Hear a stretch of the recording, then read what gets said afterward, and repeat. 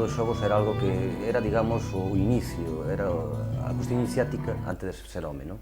Dicir, Viveiro era unha cidade, totalmente, a cidade de Viveiro, Madrid e Villa, curiosamente. Pero neste caso, Viveiro Vila era un mundo moi rico. En que sentido? Que polas mañás xa chegaban as leiteiras. As leiteiras eran as que traían un pouco as noticias. Eu vivía na Rúa do Medio, unha rúa medieval, igual que aquí hai a Rúa de Baixo, a do Medio e a de Arriba, as tres grandes, e despois están cortadas por outras verticais, non? E entón, na porta da vila, pois chegaban as leiteiras a vender o leite. E a veces incluso tamén vendían alguna hortaliza, ainda que as hortalizas eran máis propias do mercado da Praza Maior, que tamén viñan sempre polas mañás que as hortalizas, que a froita e demais, non? E entón, elas traían as noticias xa de que morrera. Morreu fulano, morreu mengano, xa te enterabas, estabas na cama e xa estabas escoitando todo o que iba a ser o día, xa antes de levantarte, non? E aparte era un mundo rexido polas campás. As campás eran un pouco as que daban os distintos toques, e había toques para todo a veces, non? A Anxeliño, que era que ainda morrían Anxeliños, a Benbai, que dicíamos aquí, a Morto, a Morta, etc. Non? E entonces era un mundo riquísimo, porque claro, era un mundo donde confluía toda a xente do rural, dos arredores, do extrarradio, do Interlán, viñen a vender os seus produtos a Viveiro pola mañá. Ao mesmo tempo, Viveiro tamén era un mundo mariñeiro, co mar sempre presente, cos barcos de carga general que iban e viñan. Xa estaba caendo, xa non era un mundo que eu podría falar dese mundo como historiador, pero xa non vivín tanto. Aquel mundo que decían que os nenos en Viveiro non os traía a cigoña, sino que os traían os barcos de carga general, o Villarramiel, o Landro e outros moitos, non? Logo deso, Viveiro era tamén un mundo artesanal. Nosotros, os nenos da miña idade e nenas, ainda vivimos o final, digamos, do mundo artesanal. Nos portales das casas ainda había zapateiros, ainda había, na miña casa había sempre houve tapiceiros, naquel cando onde nacín. Al lado estaba un follalateiro, co barquín, eso era unha maxia especial para un neno, porque estabas vendo facer as cousas, vendo elaborar todo.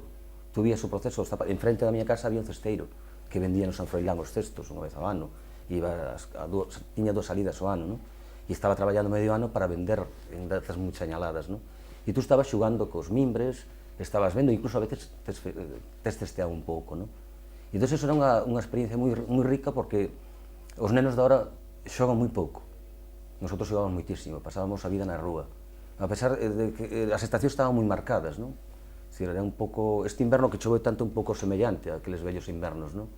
Eran invernos que cando caía o telón de setembro empezaba a chover, non paraba de chover casi hasta xuño. Eso sí, había tamén os braus moi marcados, que eran 4 estacións, pero casi eran 2 moi marcadamente e as outras máis lenes, non? E entón, as estacións tamén marcaban os ritmos da xente. O Nadal, o Antroido, a Semana Santa, os mallos, todo o estío florido, todo o que eran as romerías de verán, da Virxen, das romerías, de sair. Dicir, a necesidade da xente de oxigenarse despois do frío inverno, salir a coller sol, a coller vitaminas e a vivir, non? Hasta a despedida final, que era no Aseiro. A pesar de que é a romería máis moderna de Viveiro, a máis recente, digamos, pero era, digamos, a gran bacanal, botar todo o mellor que tiña un para recluirse despois para o inverno, porque a partir de aí, hasta o día da Candelaria, o 2 de febreiro, non volvía a haber salidas con Antroido. E entón, esos nenos vivíamos perfectamente. O ciclo festivo, o ciclo do ano, o rosario anual, era algo moi marcado. O San Xoán, que vai celebrarse dentro de pouco tamén. E cada festa cos seus significados, cos seus rituais. No San Xoán, os nenos íbamos ao Chamorro, que é a parte alta de Viveiro, íbamos a buscar as colas, a roubar as colas das berzas, os tanos, para queimalos, non?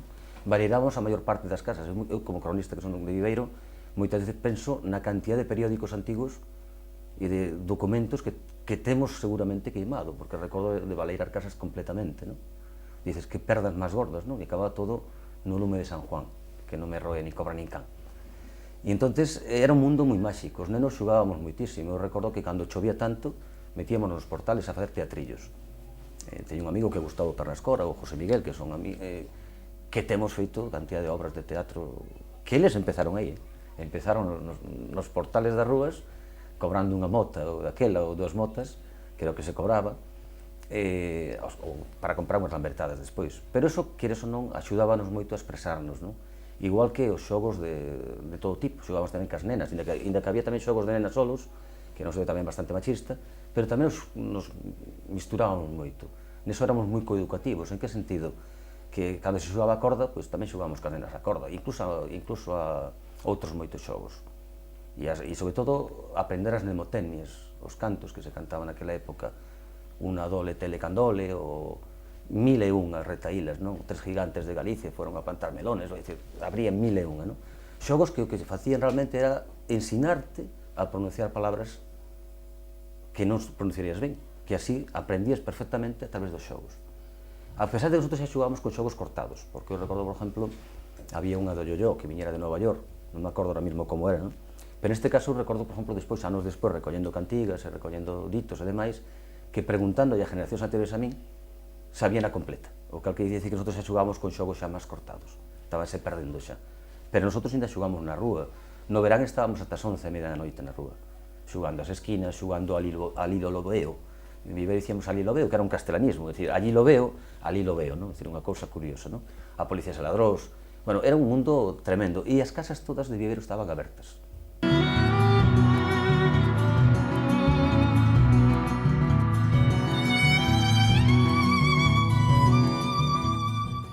Pero o que me fixo máis gracia foi iso, logo está chamado a desaparecer, non? E algo deso hai, algo deso hai. Porque eu sempre pensei, tú fíxate, por exemplo, en Coruña, hai moita xente, os alcaldes e todo, que tiran moito por Coruña, danlle, fan isto, outro, tal, aquí en Lugo, casi foron a joder Lugo. Moita xente, non? Que en Lugo. Alcaldes, o xente, o que non fixo moito por Lugo, te das conta o que te digo? Aquelo, os xardís, cuidan os xardís e tal, que si fan isto, si fan estas dos peixes, non sei quanto, tal. Coruña que era nada, era un peirao ali con 4 barquiñas, como era Vigo tamén, non? E casi, a mellor era máis importante antes Lugo, e foi a menos e estes foron a máis. E agora quedou, pero máis que estamos nosotros aquí para defendelo, que senón, que sería de Lugo? E entraba Tino. Daba un paso detrás de outro, así e tal. E decía este, te fixas, me fai moita gracia o teu primo porque entra pensando que é un consagrado total, que é unha cosa, un pintor do mellor que hai no mundo, non? Só eso me fai gracia, porque non mira a naide, non? El está, vai avanzando que o miren a él, non? Como se pode entrar en un sitio para que o miren a él? Eran o día e a noite este, non? O dibuixante este era outro de humor, non? E tal.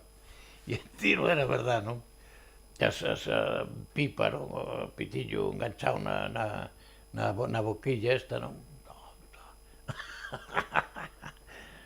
Unha das cosas que me acordo que íbamos ao campo da feira,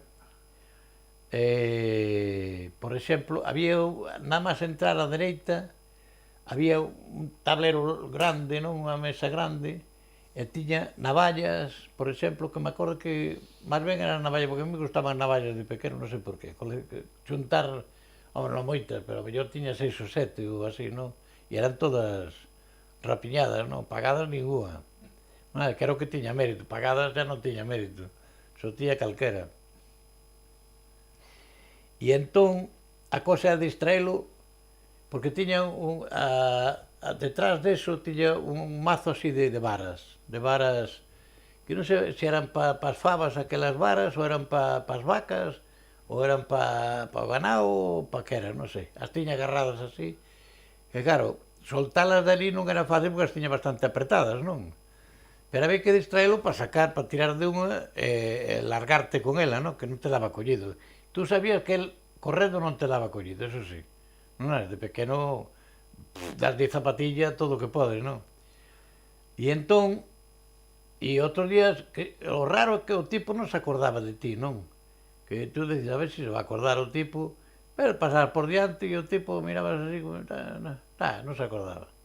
E era ao revés, a macarlle unha navalla en vez das varas, entón ibaslle as varas, a tocarlle as varas ali para que o tío fora para ali, non é? E entón, mentras magabas a chisma, non? Daquelas de 3 estallos, Había alguna de 7 estadios, non? Que ese xa era o máximo, non? A valla de 7 estadios. Así que, como as pistolas na carada, non? Tal, unha cosa blanquecina. Isto me recorda que eu, moitos cuadros que pinto, son de cosas destos de historias que teño de pequeno, non? Moitos cuadros que pinto son de historias estas que conozo, por exemplo, teño un que destos de botador de pompas de xabón. Era un tipo que se paraba en Santo Domingo cando éramos pequenos, que era esa edad, que hasta que marchei o teño moi claro, non? Hasta os 15 anos que marchei daqui, pois tiña que ser en esa época, non? E o tipo, pois eso, lanzaba pompas de xabón. Era o seu, non? E entón resulta que eu iba os domingos, os bravos, iba a casa de meus primos a Coruña. Eles villan en San Froilán e eu iba no Brao a pasar un mes ou que fora, non? A Coruña con eles, non? E resulta que iba no tren, meu pai ou miña nai me colleu o billete, non se fiaban de mí, non? Me collían o billete, me metían para o tren e ali me esperaba meu tío ou meu primo, non? E era no mismo tren, unha das veces, o ano ese tal, pois vin que o fulano este que botaba pompas de jabón, cando viña o revisor se descolgaba para a porta para fora para non pagar o chime, dicía, claro. Despois, anos despois, me din conta que como iba a pagar o billete si cas pompas de xabón que sacaba. Vou a pagar cas pompas o billete do tren. Non é?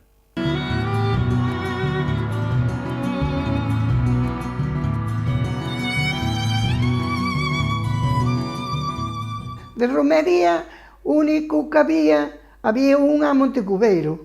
Era en setiembre. Sí, era en setiembre, entonces sí que eu coincidí unha vez nada máis, pero iso desde que estaba casada. Ademais, antes nada. Levaban merenda e despois ali, hasta o día, na verbena sei que se quedaban a juventud toda. Moita juventud, pero a mí nunca me deixaron eso. Na miña juventud nunca me deixaron. Porque antes facían juargas que eu teño oído, por exemplo, a meus cuñados e todo, unhas juargas, ademais, malas, malas, ao mellor facer cousas raras, ao mellor estar nunha casa que iban reuníanse de noite, por exemplo, a contar chistes, a eso, ao mellor outros por fora, poñéndolles cualquier cousa na porta cando saliran para que levaran un golpe. Unhas cousas rarísimas. Ou ao mellor que iba un cerdo, un coche, por exemplo, non, e atábano, e o coche corría, escapaba, bueno, tiraban cancelas, facían tonterías, eso, a xente nova facía unha de tonterías porque o algo ainda oía ao meu marido e aos meus cuñados. Ao carnaval sempre nos disfrazábamos, pero solamente no pueblo, así de cualquier maneira. Pero pasábamoslo ben, andábamos todo ao pueblo e despois terminábamos, bueno, sudábamos, terminábamos e íbamos á pendella aquela que era cando viño do acordeón a tocar e despois bailábamos. E mire que había a Santa Eulalia, que é a patrona dali de Bolaño, o San Ramón, que era o 31 de agosto, bueno, que é o día do meu santo, precisamente, e despois a festa nova, que era en maio, sempre, chamaban a festa nova. Ali era a festa máis grande que había. Despois as outras xa era máis, así, puebliños do lado, eso. Aunque había invitados, non era a festa máis grande de invitados. A máis grande era a festa nova, a dos invitados, que viñan o mellor máis de lexos, familiares, ou amigos, ou, bueno, en fin. Na casa onde me criei, estuvo parando un cura de Montecubeiro, estuvo parando un cura de Castroverde, eu estuve metida no medio de curas sempre. O cura que estuvo parando onde me criei eu, pois foi o que me casou a min aquí en Lugo.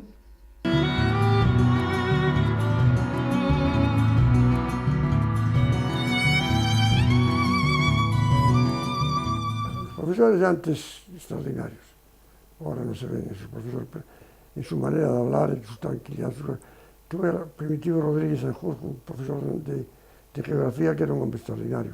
Filgueira Valverde en literatura, después estuvo en Pontevedra y allí triunfó en todos los aspectos, hasta políticos. Mendaña, en el catedrático de física, Lavajo, catedrático de matemáticas extraordinaria. Tiene gente muy buena.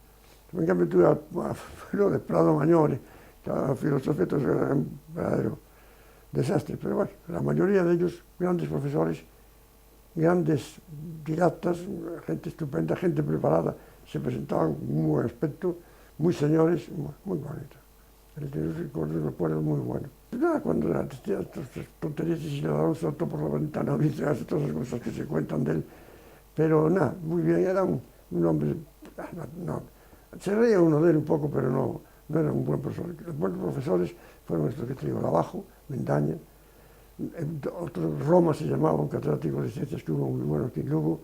Eran gente, pero muy buena de categoría y que se daban muy bien. Y estuve en la Academia Balmes, que estaba allá por la zona de donde está ahora el bingo, detrás de la calle de los Clérigos, y allí había también unos profesores, no recuerdo los nombres, pero eran bastante buenos. Los profesores en aquel entonces eran unas personas que se preocupaban de cuidarse, de presentarse bien, de hablar bien, y gente enterada, muy buena, muy buenos profesores. En bachillerato casi mejores que después de la carrera. Muy buena gente. Pues fui una vez, nunca más volví. Y después fui socio del círculo y hace unos años que me borré porque no iba nunca por allí, no me gusta estar encerrado en los sitios, pero no fui nunca a los bares del círculo.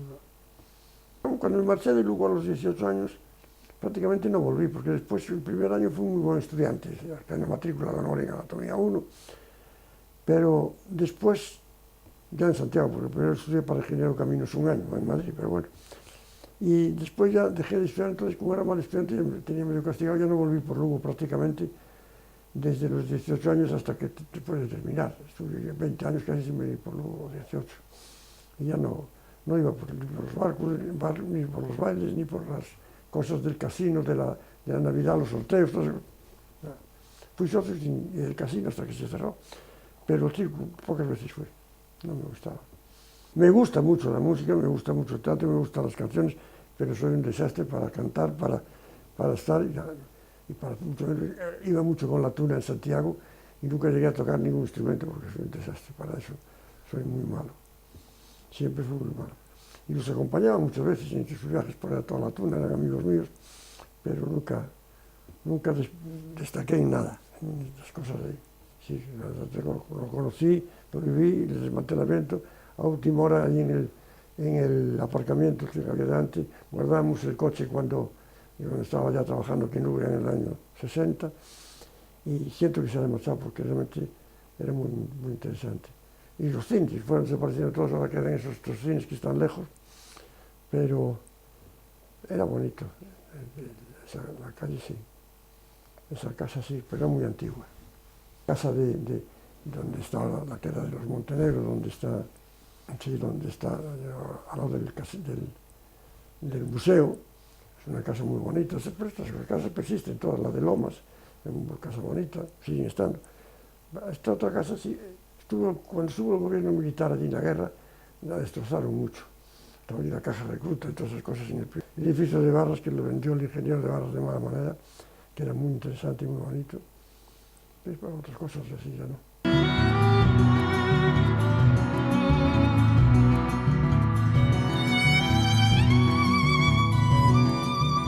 A miña muller era veciña de lá.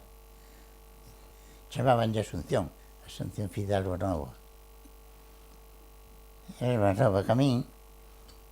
Estuve uns 4 anos casado, así. A conocida, vía todos os días. Os domingos había un ali que tiña un acordeón. E facía todos os días, aos domingos facía sempre unha furiada. Peixaban os das outras parroquias, a mocedade. Non facías un... É claro, eu xa conocía de sempre, como veciños, non? E despois deu por... Ele tuvera outro rapaz, tamén uns 3 ou 4 anos ou así. Pero despois, un día fomos a unha festa, era polo tempo de chegar no pan. E íbamos todos unidos. A que hora marchamos? Era na outra parroquia. A que hora marchamos pois a tal hora. E cando chegamos a hora de marchar, pasamos por un sitio onde estaban eles, unha cuadrilla, chegando no pan. E logo non me dixo, sí, iremos, pero a ver se acabamos aquí e despois xa vamos. E despois, cando chegaron para a festa, eu chamei saquei na beilar. E despois, cando marchamos para a casa, pois tamén fui así, andando, charlando con ela. E eu dixenlle, tú, o Antonio non o deixas por nadie. Porque xa había tempo que falaba con ela. E dixo, home, por moitos non, pero por algúns sí. E dixen eu, ese algún, quen sabe quen é? E dixo, o mellor está ben cerca. E despois dixen, pero non será por min. E dixo, pois por ti sí, por ti deixo, pero por outro non. E tal. Porque, ademais, a mãe deles tamén era viúda, tiñan taberna, tiñan tienda, vale, e a min quería moito, non sabe? Dicían, non hai rapaz aquí. Nosotros chamamos os carpinteiros, porque o meu abuelo era carpinteiro, sabe? Facía carros, facía arados, bueno, na aldea. Chamaban o meu pai fora fillo único, e chamaban o Antonio Carpinteiro. E nosotros, pois, seguiu-nos o Menor Carpinteiro, o Pepe Carpinteiro, todos. Bueno, foi, claro, de convite, e dixo que por algúns non, pero por algúns sí. E dixo, pero non será por min, e dixo, pois por ti sí, por ti deixo, pero se non me das palabras de non volver a falar máis con el, facemos os novios, pero novios formalmente, para nos casar dentro de, sea dentro dun mes, sea dentro dun ano, pero bueno. E dixo, pois, sí, dixo, sendo así, dixo xa, pero hoxe teño que falar con el porque teño cousas del e quero lles dar.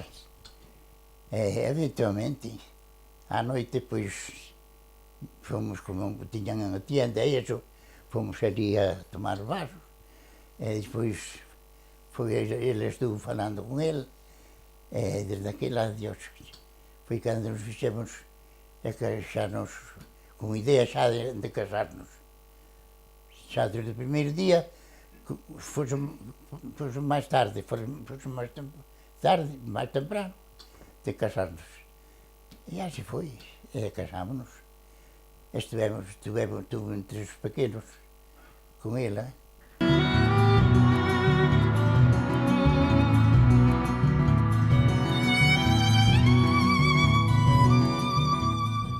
Mira, acórdome dun emplaste que me fixeron de pequeniño, eu agarrar a caera, que era cunha man, bueno, daquela maneira, debeu ser unha pequena luxación, eu que sei, non sei, así no pulso.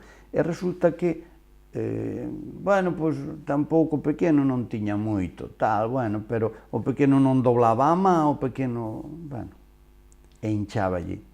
Entón agarraron e puñeron, eu non sei que emplaste era, creo que era fariña de trigo, huevo, ou clara de huevo, ou huevo só, eu non sei como era. E creo que vinagre, algo así, supoño que para amazadura. Bueno. E puñeronmo aí, eso pegouse aí, que metía medo, e dice, bueno, eso, en realidad, cando che pase caiche Bueno, non caeu, senón que aquilo pois debía ter poucos pelos ali, pero os poucos pelos que tiña, bueno, pasou unha semana e pasaron dúas e para sacar aquilo, pois foi, sí, e era así. Pos animales e pesos sí que teño visto máis que ao mellor pa xente, sí. O cocho era un animal moi delicado, entonces non había un veterinario que, bueno, pois daquela era 1, 2 e 3, bueno, cando empezaron a vir as cesáreas para as vacas foi todo un acontecemento, que íbanse ver como facía cesárea ao mellor no outro pueblo do lado, non? Un veterinario, pois, eu acórdome unha vez que empezaran os cochos, ali do veciño do lado, empezaron a morrer. Empezou a morrer un, empezou a morrer outro, entonces chamaron a unha señora dali do pueblo, e dice, sí, isto teñen o cobrín, non sei que era o cobrín, vamos, o que si sei a señora facíalle como un responso, non? Pasáballe unha vara de avellaneira polo lombo ao cocho, e si sei que morreron 2, e despois estaban xa outro ou 2, tamén poñéndose mal e tal o cocho, pero eses 2 libraron. Si hai moitas historias así de responsos, agora que falo dos responsos é deso que si se dicían, si se facían.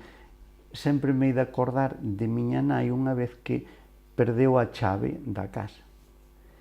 Entonces agarrou e dixo, andaba por aí buscando na chave, por os camiños, ou non sei que, e dicelle unha veciña, é que perdín a chave, tranquila, vámoslle facer o responso a San Antoniño Nonato. Entón agarrou a avó da señora, eso eu fíxome moita gracia, porque eu xa non era tan pequeno, eu xa tiña ao mellor meus 16 anos ou por algo, e atou 2 dedos, e o responso era San Antoniño Nonato, os collós cheato. Se non aparece a chave de Mercedes, non chos desato. E apareceu a chave. Debía estar San Antonio pois incómodo, e dixo, bueno, apareceu a chave.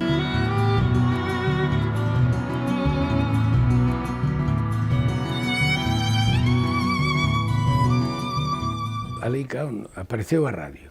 Ali, as mulleres, eu sigo falando das nais tamén, non? E ali, abaixo da casa onde eu vivía, xuntábanse unhas cuantas señoras, a muller do meu mestre, de Domingo Cabanas, miña nai, outras señoras, e lían, entre todas, lían unha novela que eu recordo perfectamente o título, pero que nunca quixen ler. Eu son así algo para estas cosas, unha amiguiña raro, non? Nunca quixen ler unha novela que se chamaba Genoveva de Brabante. Choraban a cachón. Aquelo era... E eu non acababa de entender como se podían xuntar aquelas 4 ou 5 personas para chorar lendo unha novela. Despois deme conta de que o estaban pasando bárbaramente, porque é así. Pero, entón, despois chegou a radio. Empezou... Bueno, a radio xa había, pero non estaba ao alcance de todo o mundo. Empezou a haber radios no barrio. E entón empezaron aquelas novelas que se radiaban, non? Aquelo dos discos dedicados, que sempre, incluso do meu barrio, había algunha vez que algunha nena ou algún neno polo santo ou tal, primeira comunión, dedicábanlle un disco, non? Que, curiosamente, era Radio Lugo. Curiosamente, recordo que entre os discos dedicados que se emitían, había un recitado do romance sonámbulo de García Lorca, no? Verde que te quiero, que non sei quen o recitaba, pero que se dedicaban a fulanita de tal con motivo de su... Entonces, eu recordo que cando lín a Lorca despois dixen, mira isto, verdad? Porque, bueno, había varios romances, os tipos de romances recitados que eran de Rafael de León, fundamentalmente, aquelo de tengo el caballo en la puerta, te quieres venir, bueno, esas cousas eran máis tal, pero o romance sonámbulo ese, que ademais, pois, tamén, deso. E entón empezaron a radiarse aqueles novelós, non? Que tamén facían chorar moitísimo a xente que tamén se xuntaban, porque non había aparatos de radio en todas as casas, entón, onde había, xuntábanse e tal. Tamén é certo que ás veces había sempre algún rapazolo, eu non, había algún rapazolo que facía algunha trastada coa luz, coa electricidade, e deixaba sin que funcionase a radio aquela, e entón xa se montaba unha espectacular. E eu recordo tamén aquela radio de galena, porque arriba da casa onde vivíamos vivía un rapaz que fora seminarista, e os seminaristas sabían facer radios de galenas para burlar as prohibicións do seminario, non? E entón tiña unha radio daquelas de galena, que era unha cousa misteriosísima como aquelo podía funcionar. Hai que ver que xente tan lista hai no mundo, non? É certo. E era o da radio. Despois a radio fíxose popularísima, claro, non? Todo o mundo tiña radio. Pero claro, eran aparatos de radio de válvulas que había que enchufar a electricidade, non? Que cando había cortes de luz que desafortunadamente eran bastante frecuentes, pois quedábamos sin aparato de radio.